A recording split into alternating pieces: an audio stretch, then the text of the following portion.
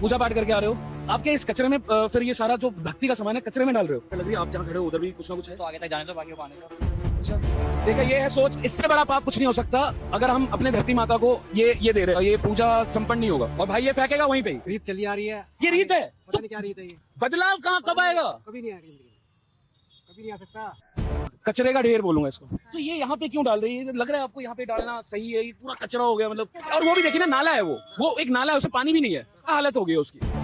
तो किस चीज की ये पूजा पाठ हम कर रहे हैं, मतलब ये चीज समझ नहीं आ रहा। थोड़ा सा समझिएगा, इस बारे में सोचिएगा। हम अपने भूमि को हम अपने भूमि को गंदा कर, इसको मैं कचरा ही बोलूंगा। सॉरी, ये पूजा मैं आई एम एक्सट्रीमली सॉरी, ये कचरा ही है, ठीक है, जिससे प्रदूषण फैल रहा है बहुत गंदे तरीके से। वो देखो वहां से फेंकते हुए लोग जा रहे हैं। देखो, जूम करो, वो देखो चीज ये 9 दिन का व्रत मैं फेंक दिया। अरे भाई सोचो तो, समझो तो, फेंकने से पहले थोड़ा बिल्कुल रियलिटी है, हम पाप कमा रहे हैं। आपने जो 9 दिन का व्रत रखा, पूजा पाठ कुछ नहीं, जीरो हो गया, सारा जीरो हो गया। क्योंकि जब परमेश्वर ने इंसान को बनाया था और परमेश्वर ने जब पूरी सृष्टि की रचना की तो उन्होंने कहा सब कुछ बहुत सुंदर है। लेकिन हनोक की पुस्तक में बताया हुआ है, जिसका रेफरेंस हम बाइबल में भी पढ़ते हैं, उसमें बताया हुआ है कि जितनों ने इस पृथ्वी को, इस धरती को गंदा किया, इस सृष्टि को गंदा किया, उन्हें भी परमेश्वर का दंड भोगना होगा। और हनोक को परमेश्वर ने उन लोगों का न्याय भी दिखाया था जिन्होंने इस सृष्टि को गंदा किया था और परमेश्वर की रचना को दूषित किया था। परमेश्वर का वचन कहता है, जिस तरह परमेश्वर के बच्चे परमेश्वर के स्वर्ग राज्य के लिए वेट कर रहे हैं, इस तरह पूरी सृष्टि भी